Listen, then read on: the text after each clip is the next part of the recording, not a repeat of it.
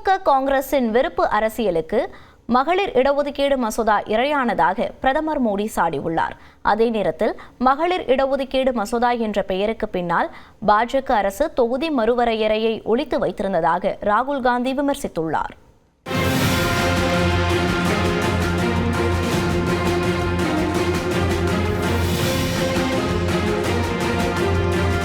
தமிழக சட்டமன்ற தேர்தலுக்கு இன்னும் குறைவான நாட்களே உள்ள நிலையில் தேசிய கட்சி தலைவர்களின் வருகையால் தமிழ்நாட்டின் தேர்தல் களம் சூடுபிடித்துள்ளது.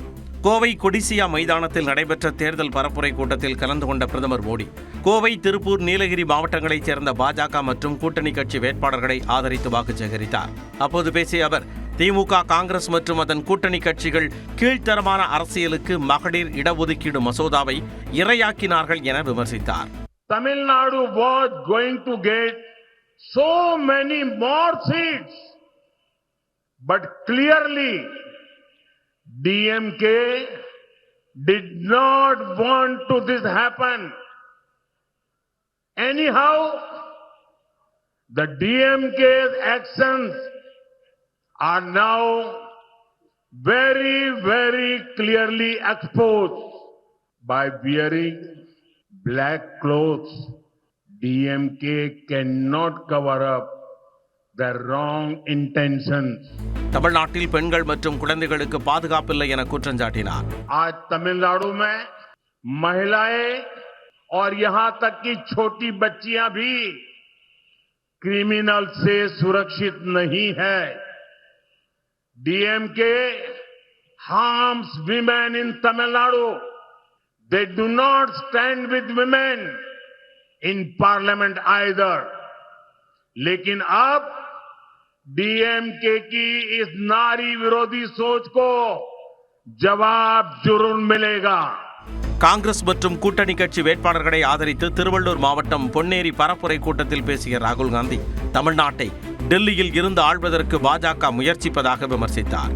What the BJP wants is a partner in Tamil Nadu who allows them to rule Tamil Nadu from Delhi. They want a chief minister in Tamil Nadu who takes orders from Amit Shah and Narendra Modi. The same way Donald Trump has compromised Narendra Modi, they want a compromised chief minister to run Tamil Nadu.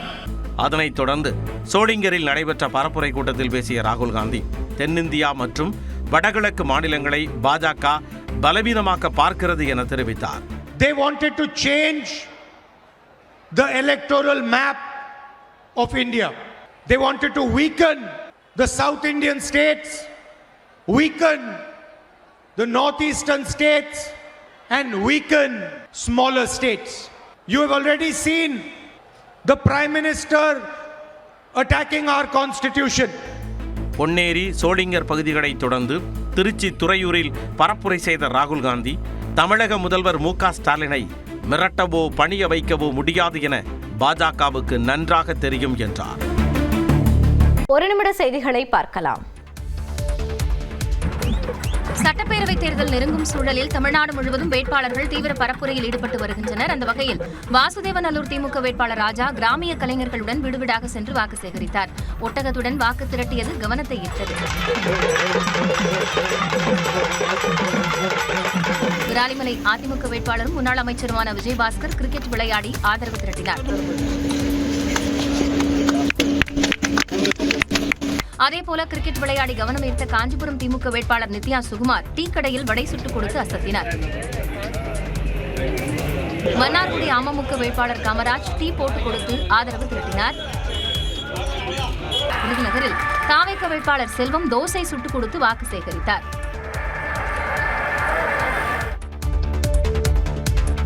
Sengottaiyan தொடர்பாக தன்னிடம் ஆதாரம் உள்ளதாக எடப்பாடி பழனிசாமி கூறியிருந்த நிலையில் எடப்பாடி பழனிசாமி குறித்து தன்னிடம் உள்ள ஆதாரங்களை வெளியிட்டால் தாங்க மாட்டார் என செங்கோட்டையன் பதிலடி கொடுத்துள்ளார். ஈரோடு மாவட்டம் கோபிச்செட்டிப்பாளையத்தில் அதிமுக வேட்பாளர் பிரபுவை ஆதரித்து வாக்கு சேகரித்த அதிமுக பொதுச் செயலாளர் எடப்பாடி பழனிசாமி செங்கோட்டையனின் அமைச்சர் பதவியை ஜெயலலிதா பறித்ததாகவும் திமுகவின் பி டீமாக செங்கோட்டையன் செயல்பட்டதாகவும் குற்றம் சாட்டினார்.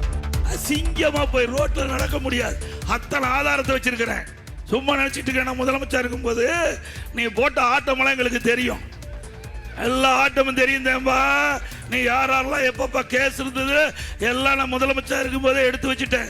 இதற்கு பதிலளித்து பேசிய செங்கோட்டையன், தன்னுடன் இருந்த 64 எம்எல்ஏக்கள் முன்மொழியாமல் இருந்தால் இபிஎஸ் முதல்வராக இருக்க முடியுமா என கேள்வி எழுப்பியுள்ளார். துரோகத்திற்கு நோபல் பரிசு வழங்க வேண்டும் என்று சொன்னால் அவருக்குத்தான் வழங்க முடியும். வீதியில் அவர் தான் நடமாட முடியாது. அவரை பற்றி நான் பேச வேண்டும் என்று சொன்னால் 79 ஆரம்பித்தால் அவர் தாங்க மாட்டார். அவர் எப்படி என்னிடத்திலே வந்தார், எந்த வகையில் நின்றார், எங்கெங்கே என்ன செய்தார் என்பதெல்லாம் சொல்ல முடியாது, சொல்ல தேவையும் இல்லை. சொல்ல வேண்டிய சூழ்நிலை அவர் உருவாக்கினால் அது மக்கள் அப்போதுதான் புரிந்து கொள்வார். 2009ஆம் ஆண்டில் எடப்பாடி பழனிசாமியை ஜெயலலிதாவிடம் அழைத்துச் சென்று வாரியம் ஒதுக்கச் சொன்னதே தாம்தான் என கூறினார். தமிழ்நாட்டிற்கு துணை நிற்காத பாஜகவை இத்தேர்தலோடு ஓரம் கட்ட வேண்டும் என துணை முதலமைச்சர் உதயநிதி வலியுறுத்தியுள்ளார். திருச்செங்கோடு தொகுதியில் கோமா தேக தலைவர் ஈஸ்வரனை ஆதரித்து பரப்புரை செய்த அவர் மத்திய பாஜக அரசை சாடினார். கடந்த 5 வருஷத்துல ஒன்றிய பாஜக அரசு எதுக்காவது நமக்கு துணை நின்றுருக்காங்களா? தமிழ்நாட்டுக்கு தேவையான நிதியை கொடுக்குறாங்களா? தமிழ்நாட்டுக்குன்னு ஏதாவது திட்டங்கள் ஒதுக்கி தராங்களா? போன பட்ஜெட்ல தமிழ்நாட்டுக்குன்னு எந்த திட்டமும் கிடையாது. ஒன்றிய அரசுடைய பட்ஜெட்ல தமிழ்நாடுங்கிற பேரே கிடையாது. இப்படி தமிழ்நாட்டை தொடர்ந்து புறக்கணிக்கக்கூடிய ஒன்றிய பாஜக அரசை, பாசிச கூட்டத்தை, சங்கி கூட்டத்தை இந்த தேர்தலில் நாம ஓரங்கட்டி ஆகணும். விருத்தாச்சலத்தில் தேமுதிக பொதுச் செயலாளர் பிரேமலதாவை ஆதரித்து பரப்புரை செய்த திமுக எம்பி கனிமொழி, தொகுதி மறுவரையறை மசோதா தோல்வி பாஜகவின் தோல்விக்கான தொடக்கம் என்றார். தென் மாநிலங்களுடைய உரிமைகளை பறிக்க நினைத்தவர்களுக்கு நேற்று நாம் நாடாளுமன்றத்திலே சரியான பாடத்தை சொல்லி தந்திருக்கிறோம். அதுவும் என்ன, பெண்களுக்கு இடஒதுக்கீடு கொடுக்கிறேன்னு சொல்லிட்டு பெண்களுக்கு பின்னாடி மறைஞ்சு தமிழ்நாட்டுடைய உரிமைகளை பறிக்க நினைத்தார்கள். ஒரு கண்ணுக்கு கண்ணாடி போடுறேன், இன்னொரு கண்ணை குத்திடுறேன்னு சொன்னா எப்படி ஏத்துக்க முடியும்? தமிழ்நாடு உரிமைகளை விட்டுக் கொடுக்க எடப்பாடி பழனிசாமி தயாராக இருப்பதாகவும் கனிமொழி கூறினார். கடலூர் பரப்புரையை 3வது முறையாக ரத்து செய்த விஜய் தான் போட்டியிடும் திருச்சி கிழக்கு தொகுதியில் இன்று பரப்புரை மேற்கொள்கிறார். கடலூர் மஞ்சை நகர் மைதானத்தில் தவேக தலைவர் விஜய் இன்று பரப்புரை மேற்கொள்வதாக அறிவிக்கப்பட்டிருந்தது. ஆனால் ரோட் ஷோ நடத்த காவல்துறை அனுமதி மறுத்ததால் பரப்புரை கூட்டத்தை ரத்து செய்வதாக தவேக தரப்பில் தெரிவிக்கப்பட்டுள்ளது. தற்பொழுது 3வது முறையாக விஜயின் பரப்புரை ரத்து செய்யப்பட்டிருப்பது கடலூர் தொண்டர்கள் மத்தியில் ஏமாற்றத்தை ஏற்படுத்தியுள்ளது. அதே நேரம் தவேக தரப்பில் விஜயின் பொதுக்கூட்டத்திற்கு மட்டும் அனுமதி கேட்கப்பட்டதாகவும் அதற்கு அனுமதி வழங்கிவிட்டதாகவும் காவல்துறை தெரிவித்துள்ளது. மேலும் விஜய் சாலை வலம் செல்வதற்கு அனுமதி கேட்கப்பட்டதாக தாவேகாவினர் கூறுவது பொய் என்றும் காவல்துறை விளக்கமளித்துள்ளது. இந்நிலையில் திருச்சி கிழக்கு தொகுதியில் விஜய் பரப்புரை செய்ய தேர்தல் ஆணையத்திடம் அனுமதி பெறப்பட்டுள்ளதாக தாவேகா பொதுச் செயலாளர் ஆனந்த் அறிவித்துள்ளார். வயர்லெஸ் ரோடு கொட்டப்பட்டு வழியாக மாலை 3 மணி முதல் விஜய் வாகன பரப்புரை செய்ய இருப்பதாகவும் அவர் தெரிவித்துள்ளார். எப்பொழுதும் பிரிவினையை விரும்பும் காங்கிரஸ் தொகுதி மறுவரையறை மசோதா குறித்து பொய் பரப்பியதாக பிரதமர் நரேந்திர மோடி குற்றம் சாட்டியுள்ளார். தொகுதி மறுவரையறை மசோதா தொடர்பாக நாட்டு மக்களுக்கு உரையாற்றிய பிரதமர் மோடி, காங்கிரஸ் மகளிர் இடஒதுக்கீடு என்ற விஷயத்தை வெறுப்பதாகவும் இதை தடுக்க எப்பொழுதும் சதி செய்துள்ளதாகவும் கூறினார். இந்த முறையும் காங்கிரசும் அதன் கூட்டணி கட்சிகளும் இதை தடுக்க ஏதேதோ பொய்களை பரப்பி தேசத்தை தவறாக வழிநடத்த முயன்றதாக குற்றம் சாட்டினார். ये झूठ फैलाया गया कि डीलिमिटेशन यानी परिसीमन से कुछ राज्यों को नुकसान होगा, जबकि सरकार ने पहले दिन से स्पष्ट किया है कि न किसी राज्य की भागीदारी का अनुपात बदलेगा, न किसी का रिप्रेजेंटेशन कम होगा. காங்கிரஸ், திமுக, சமாஜ்வாதி போன்ற கட்சிகளின் சுயநலத்தால் இந்த மசோதா நிறைவேற்றப்படாமல் போனதற்கு நாட்டு மக்களிடம் மன்னிப்பு கோருவதாகவும் பிரதமர் மோடி தெரிவித்தார். பெண்களுக்கான இடஒதுக்கீட்டை எதிர்ப்பதன் மூலம் காங்கிரஸ் ஒரு சீர்திருத்த விரோத கட்சி என்பது மீண்டும் ஒருமுறை நிரூபணமாகி இருப்பதாகவும் அவர் கூறினார். அரசியல் சாசன திருத்த மசோதா தோற்கடிக்கப்பட்ட நாள் மத்திய அரசுக்கு 2 நாள் என்று காங்கிரஸ் எம்பி பிரியங்கா காந்தி விமர்சித்துள்ளார். டெல்லியில் செய்தியாளர்களிடம் பேசிய அவர், தொகுதி மறுவரையறை மசோதா தோல்வியடைந்திருப்பது ஜனநாயகத்திற்கு கிடைத்த வெற்றி என்று பாராட்டினார். இந்த மசோதா மூலம் பெண்களை பயன்படுத்தி நிரந்தரமாக ஆட்சியில் நீடிக்க பாஜக அரசு திட்டமிட்டதாக விமர்சித்த அவர், நாட்டின் கட்டமைப்பை மாற்ற மத்திய அரசு செய்த சதி தடுத்து நிறுத்தப்பட்டுள்ளதாகவும் தெரிவித்தார். सरकार कह रहे हैं कि ब्लैक डे है. ब्लैक डे इनके लिए इसलिए है क्योंकि पहली बार इनको धक्का लगा जो लगना चाहिए था. அதே நேரம் மக்களவையில் அரசியல் சாசன திருத்த மசோதா தோற்கடிக்கப்பட்டதை அரசின் தோல்வியாக கருதக்கூடாது என்று நாடாளுமன்ற விவகாரத்துறை அமைச்சர் கிரண் ரிஜிஜு தெரிவித்துள்ளார். इसको सरकार का फेलियर, हमारा पार्टी का फेलियर बिल्कुल नहीं मानना है. इसलिए कांग्रेस पार्टी और उनके कुछ साथियों को महिलाओं का आक्रोश को झेलना पड़ेगा. காங்கிரஸ் கட்சி நாட்டிற்கு பெரும் பின்னடைவை ஏற்படுத்தியுள்ளதாகவும் கிரண் ரிஜிஜு ஆதங்கம் தெரிவித்தார். ஹார்மோஸ் நீரிணையை மீண்டும் ஈரான் மூடிய நிலையில் இந்தியா நோக்கி வந்த கப்பல் மீது துப்பாக்கிச்சூடு நடத்தப்பட்டதாக தகவல் வெளியாகியிருக்கிறது. லெபனான் மற்றும் இஸ்ரேல் இடையே போர் நிறுத்தம் அமலுக்கு வந்ததை அடுத்து ஹார்மோஸ் நீரிணையை முழுவதுமாக திறப்பதாக ஈரான் அறிவித்திருந்தது. இதனை அமெரிக்க அதிபர் டொனால்டு டிரம்ப் வரவேற்றிருந்தாலும் ஈரானிய கப்பல்கள் மீதான அமெரிக்க கடற்படையின் முற்றுகை தொடரும் என தெரிவித்தார். இதை ஒப்பந்தத்தை மீறும் செயல் என குற்றம் சாட்டிய ஈரான் அமெரிக்காவின் முற்றுகை தொடரும் வரை ஹார்மோஸ் நீரிணையை மூடுவதாக அறிவித்தது. இந்நிலையில் ஈராக்கிலிருந்து 20 லட்சம் பேரல் கச்சா எண்ணெயுடன் இந்தியாவிற்கு வந்து கொண்டிருந்த கப்பல் மீது ஈரானிய ராணுவம் துப்பாக்கிச்சூடு நடத்தியதாக தகவல் வெளியாகியிருக்கிறது. மேலும் ஹார்மோஸ் நீரிணையை கடக்க முயன்ற மற்றொரு இந்திய கப்பலையும் திரும்பிச் செல்ல ஈரானிய ராணுவம் நிர்பந்தித்ததாக கூறப்படுகிறது. இதையடுத்து இரு கப்பல்களும் மீண்டும் ஈரான் துறைமுகம் நோக்கி சென்றன. இந்த சம்பவத்தால் ஹார்மோஸ் நீரிணையில் மீண்டும் பதற்றம் ஏற்பட்டுள்ளது. இந்நிலையில் இந்திய கப்பல்கள் மீதான தாக்குதலுக்கு ஈரான் தூதரிடம் இந்திய வெளியுறவுத்துறை செயலாளர் கவலை தெரிவித்தார். ஹார்மோஸ் நீரிணை பகுதியில் இந்திய கப்பல்களை அனுமதிக்கும் முந்தைய நிலை தொடர வேண்டும் என்றும் அவர் வலியுறுத்தினார். சென்னை சூப்பர் கிங்ஸ் அணிக்கு எதிரான IPL லீக் போட்டியில் சன்ரைசர்ஸ் ஹைதராபாத் அணி 10 ரன்கள் வித்தியாசத்தில் வெற்றி பெற்றது. ஹைதராபாத் ராஜீவ்காந்தி கிரிக்கெட் மைதானத்தில் நடைபெற்ற ஆட்டத்தில் சன்ரைசர்ஸ் ஹைதராபாத் அணி 20 ஓவர்கள் முடிவில் 9 விக்கெட்டுகள் இழப்பிற்கு 194 ரன்களை குவித்தது. அதிரடியாக விளையாடிய அபிஷேக் சர்மா 59 ரன் எடுத்தார். சென்னை சூப்பர் கிங்ஸ் அணி இறுதி வரை போராடிய நிலையிலும் 8 விக்கெட்டுகள் இழப்பிற்கு 184 ரன்களை மட்டுமே எடுத்து தோல்வியுற்றது. ஹைதராபாத் அணி நடப்பு சீசனில் தங்களுடைய 3வது வெற்றியை பதிவு செய்து அசத்தியதுடன் புள்ளிப்பட்டியலில் 4ஆம் இடத்திற்கு முன்னேறியுள்ளது. மறுபக்கம் CSK அணி இந்த சீசனில் தங்களுடைய 4வது தோல்வியை தழுவியுள்ளது. முன்னதாக பெங்களூரு சின்னசாமி மைதானத்தில் நடைபெற்ற மற்றொரு லீக் போட்டியில் ராயல் சேலஞ்சர்ஸ் பெங்களூரு அணிக்கு எதிராக டெல்லி கேபிட்டல்ஸ் அணி அபார வெற்றி பெற்றது. முதலில் ஆடிய பெங்களூரு அணி 20 ஓவர்கள் முடிவில் 8 விக்கெட் இழப்பிற்கு 175 ரன்கள் எடுத்தது. தொடர்ந்து ஆடிய டெல்லி அணி 19.5 ஓவரில் 179 ரன்கள் எடுத்து வெற்றி பெற்றது. KL ராகுல், ஸ்டப்ஸ் இருவரும் சிறப்பாக விளையாடி அரை சதம் அடித்தனர். அதிமுகவும் பாஜகவும் தமிழ்நாட்டின் முன்னேற்றத்திற்கான தடைக்கல் என முதலமைச்சர் மு.க. ஸ்டாலின் விமர்சித்துள்ளார். அதிமுக ஆட்சி அமைந்ததும் மத்திய அரசுடன் இணக்கமாக இருந்து தமிழ்நாட்டிற்கு திட்டங்களை கொண்டு வருவோம் என அதிமுக பொதுச் செயலாளர் எடப்பாடி பழனிசாமி தெரிவித்துள்ளார். தேர்தலுக்கு இன்னும் சில நாட்களே உள்ள நிலையில் அரசியல் கட்சியினர் தீவிர பரப்புரையில் ஈடுபட்டு வருகின்றனர். திருப்பூரில் நடைபெற்ற பிரச்சார பொதுக்கூட்டத்தில் பேசிய முதலமைச்சர் மு.க. ஸ்டாலின் எங்கிட்ட மோதாதே என்ற பாடலை பாடி அனைவரையும் உற்சாகப்படுத்தினார். என்கிட்ட மோதாத, இது பெரியாரின் தமிழ்நாடடா, வம்புக்கு இழுக்காத, இது அண்ணாவின் கோட்டையடா, இனி தப்பாட்டம் என்னோட ஆடாத, அட அப்புறமா குட்டுப்பட்டு போடாத. இதைத்தான் இப்ப தமிழ்நாடே பாடுது. அதனைத் தொடர்ந்து கோவை வேட்டுப்பாளையத்தில் திமுக மற்றும் கூட்டணி வேட்பாளர்களை ஆதரித்து பரப்புரை மேற்கொண்ட முதலமைச்சர் மு.க. ஸ்டாலின் வெற்றி மீது வெற்றி வந்து என்னை சேரும் என உற்சாகமாக பாடினார். வெற்றி மீது வெற்றி வந்து என்னை சேரும், அதை வாங்கி தந்த பெருமை எல்லாம் உன்னை சேரும்.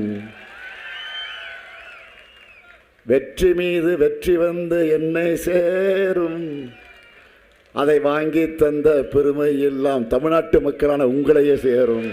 நமக்குள்ளே இருந்த பாட்சாவையும் பாஜக வெளியே கொண்டு வந்து விட்டதாக முதலமைச்சர் மு.க. ஸ்டாலின் பேசினார். ஆட்டோ ஓட்டுற மாணிக்க மாதிரி நாம் அமைதியாக தேர்தல் பார்த்துட்டு இருந்தோம். சொல்ல சொல்ல கேட்காம தேர்தல் நேரத்தில் அவசரமாக கருப்பு சட்டம் கொண்டு பார்த்தாங்க. தேவையில்லாமல் நம்ம சீண்டி பார்த்து நமக்குள்ள இருந்த பாஷாவை வெளியே கொண்டு வந்துட்டாங்க. அதாவது 50-60 இருந்த திமுகவை திரும்ப வர வச்சுட்டாங்க. இனி எங்களை யாராலும் தடுக்க முடியாது. கோவை கொடிசியா பரப்புரை கூட்டத்தில் பேசிய அதிமுக பொதுச் செயலாளர் எடப்பாடி பழனிசாமி இந்த தேர்தல் குடும்ப கட்சிக்கும் வாரிசு அரசியலுக்கும் முடிவு கட்டுகின்ற தேர்தல் என கூறினார்.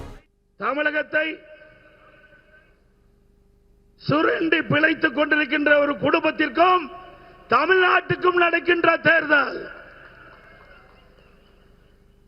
இந்த தேர்தல் மூலமாக குடும்ப ஆட்சிக்கு முடிவு கட்டுகின்ற தேர்தல், வாரிசு அரசியலுக்கு முடிவு கட்டுகின்ற தேர்தல். அதிமுக கூட்டணிக்கு தலைமை தாங்கின்றது. மக்களது ஆட்சியை அகற்றுவோம். இரவுகள் மாறாமல் இந்திய நாட்டுடைய வளர்ச்சிக்காக தன்னை அர்ப்பணித்துக் கொண்டு உழைத்துக் கொண்டிருக்கின்ற தலைவர் பாரத பிரதமர் நரேந்திர மோடி அவர்கள். கடந்த 5 ஆண்டுகளில் 5 லட்சம் கோடி ரூபாய் கடன் வாங்கியதை திமுகவின் சாதனை என இபிஎஸ் விமர்சித்தார். திராவிட முன்னேற்ற கழகம் ஆட்சி பொறுப்பேற்று 5 ஆண்டு காலம் ஆகின்றன. 5 ஆண்டு காலத்தில் திராவிட முன்னேற்ற கழகத்துடைய சாதனை 5 லட்சம் கோடி தமிழகத்திலே கடன் பெற்று இந்தியாவிலேயே கடன் வாங்குவதிலே முதல் மாநிலம் தமிழ்நாடு.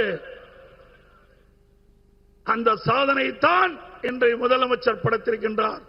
தான் போட்டியிடும் காரைக்குடியில் நாம் தமிழர் கட்சி தலைமை ஒருங்கிணைப்பாளர் சீமான் வாக்கு சேகரித்தார். சாக்கோட்டையில் பேசிய அவர் ஒட்டுமொத்த தமிழ் குடிக்காக காரைக்குடியில் நிற்பதாக கூறினார். நீ இந்த டிஎம்கே ஏடிஎம்கே ஆட்சியை விரும்பல, ஒழிக்க நினைக்கிற, ஆனா முடியாதுன்னு நினைக்கிற. சீமான் ஓட்டு போட்டு ஜெயிப்பாப்லையா? போடு, நான் தான் ஜெயிப்பேன். போடு, நான் தான் ஜெயிப்பேன். இந்த டிஎம்கேக்கார மாதிரி பேசாத. சீமானுக்கு போட்டா பிஜி வந்துடும், சீமானுக்கு போட்டா பிஜி வந்துடும். இல்லை பைத்தியக்காரா, என் வீட்டில் விளக்கு சுவிட்சை போட்டால் என் வீட்டில் தான் லைட் எரியும். எனக்கு போட்டால் நான் தாண்டா வருவேன். எனக்கு போட்டால் அப்படிதான் பிஜேபி வரும். இப்படி ஒரு பைத்தியக்கார கூட்டம் தெரியுது. அதனைத் தொடர்ந்து திருப்பத்தூரில் பரப்புரை கூட்டத்தில் கலந்து கொண்ட அவர் நாம் தமிழர் ஆட்சிக்கு வந்தால் கொண்டு வரப்படும் நலத்திட்டங்கள் குறித்து எடுத்துரைத்தார். கேண்டட் வித் கேண்டிடேட் நிகழ்ச்சியில் காட்டுமன்னார் கோயில் சட்டமன்ற தொகுதி நாம் தமிழர் கட்சி வேட்பாளர் சிவஜோதி கலந்துரையாடலை பார்க்கலாம். காட்டுமன்னார் கோயில் தனி சட்டமன்ற தொகுதியினுடைய நாம் தமிழ் கட்சி வேட்பாளர் சிவஜோதி நம்மிடையே இருக்கு. அவரிடம் சில கேள்விகள். சார் வணக்கம். அதாவது கடந்த முறை நீங்க சட்டமன்ற தேர்தலில் போட்டியிட்டு தோல்வி அடைந்தாலும் இந்த முறை நீங்க வந்து களத்தை மீண்டும் போட்டிடுறீங்க. இந்த முறை உங்களுக்கான களம் எப்படி இருக்கு சார்? 2019 நாடாளுமன்ற வேட்பாளர் என்ன நாம் தமிழ் சார்பாக இப்ப அண்ணா வந்து இந்த சட்டமன்ற தொகுதி நிறுத்திருக்கான். இந்த சட்டமன்ற தொகுதியில இந்த தொகுதி பார்த்தா கடந்த முறை இருந்தோட இந்த எங்களுக்கு வெற்றி வாய்ப்புள்ள தொகுதியாக தான் இருக்கு. நாம் தமிழ் கட்சியினுடைய வெற்றி வாய்ப்புள்ள தொகுதியில காட்டுமன்னார் கோயில் தொகுதியும் ஒரு தொகுதி. மருத்துவ வசதிகள் என்பது அவசர தேவைக்கு ஒரு எமர்ஜென்சியோ வந்து காட்டுமன்னார் கோயில் தொகுதியிலே இல்லை. இப்போ காட்டுமன்னார் கோயிலில் எதுக்கு எடுத்தாலும் நம்ம எங்கே போடணும் அப்படின்னா நம்ம சிதம்பரம் மத்திய மருத்துவமனை கல்வி அங்கே போடணும், அப்படி இல்லைன்னா ஜிப்மர் போகக்கூடிய நிலைகள்ல தான் இருக்கு இங்கே இருக்கக்கூடிய மக்கள். அப்போ இந்த இதெல்லாம் மாற்றணும். இந்த அடிப்படை தேவைகளான எல்லா சாலை வசதிகள் மட்டும் இல்லை, முக்கியமாக இங்க மருத்துவமனையை சுகாதாரப்படுத்தணும். பேருந்து நிலையத்தை விரிவாக்கப்பட்ட பேருந்து நிலையமா மாற்றணும். நீங்க 4ஆம் தேதிக்கு பிறகு நாம் தமிழ் கட்சி எத்தனை சட்டமன்ற உறுப்பினர் போறோம், எங்களோட வாக்கு வங்கி எப்படி இருக்கு அப்படின்றத 4ஆம் தேதிக்கு பிறகு நீங்க தெரிஞ்சுங்க. ஹார்மூஸ் நீரிணை வழியே சென்ற இந்திய வணிக கப்பல்கள் மீது தாக்குதல் நடத்தப்பட்ட விவகாரத்தில் ஈரான் தூதரை நேரில் அழைத்து மத்திய அரசு கவலை தெரிவித்தது.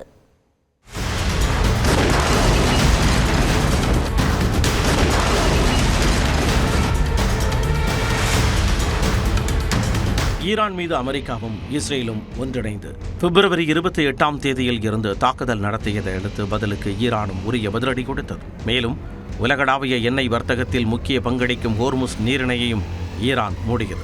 இதனால் உலகளவில் எண்ணெய் விநியோகம் பாதிக்கப்பட்டது. இதனிடையே லெபனான் மற்றும் இஸ்ரேல் இடையில் 10 நாட்களுக்கு போர் நிறுத்தம் அமலுக்கு கொண்டு வரப்பட்டதைத் தொடர்ந்து ஹோர்முஸ் நீரிணை வழியாக அனைத்து நாடுகளின் வர்த்தக கப்பல்களும் செல்ல வெள்ளிக்கிழமை ஈரான் அனுமதி அளித்தது. ஈரானின் இந்த நடவடிக்கை அமெரிக்க அதிபர் ட்ரம்ப் வரவேற்ற போதிலும் ஈரானிய துறைமுகங்கள் மீதான அமெரிக்க கடற்படையின் முற்றுகை தொடர்ந்து நடைபெறும் என்று கூறினார். இந்த நிலையில் அமெரிக்க கடற்படையின் முற்றுகை தொடரும் வரையில் ஹோர்முஸ் நீரிணை வழியாக செல்லும் வர்த்தக கப்பல்களின் போக்குவரத்து முடக்கப்படும் என்று ஈரான் மீண்டும் அறிவித்தது. இதனிடையே ஐக்கிய அரபு அமீரக கடற்பகுதியில் இருந்து நீரிணையை நோக்கி வந்து கொண்டிருந்த இந்திய கப்பலான பாக்கியலட்சுமி என அடையாளம் காணப்பட்ட சரக்கு கப்பல் வழிமறிக்கப்பட்டு திருப்பிவிடப்பட்டது. இதேபோல இந்திய கச்சா எண்ணெய் கப்பலான தேஷ் சுரக்ஷாவும் ஈரானிய படைகளால் திருப்பி அனுப்பப்பட்டது. இந்திய கப்பல்கள் உட்பட சுமார் 20 கப்பல்கள் ஓமன் நாட்டை நோக்கி செல்வதாக தகவல்கள் தெரிவிக்கின்றன.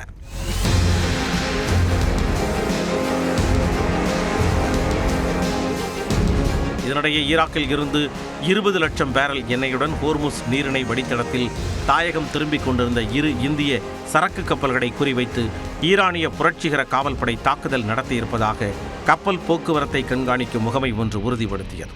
தாக்குதல் எதிரொலியாக அவ்விரு இந்திய கப்பல்களும் திரும்பிச் சென்றதாகவும் தெரிவிக்கப்பட்டது. கப்பலில் இருந்த பணியாளர்களும் கப்பலுக்குள் பாதுகாப்பாக இருப்பதாக கூறப்படுகிறது. இதுகுறித்து தமது கவலையை பதிவு செய்ய மத்திய வெளியுறவு அமைச்சகம் விடுத்த அழைப்பின் பேரில் வெளியுறவு செயலர் விக்ரம் மிஸ்ரியை இந்தியாவுக்கான ஈரான் தூதர் முகமது ஃபதாலி சந்தித்தார். அப்பொழுது ஈரான் தூதருடன் முக்கிய ஆலோசனை நடத்தப்பட்டதாக வெளியுறவு அமைச்சகம் அறிக்கை வெளியிட்டுள்ளது.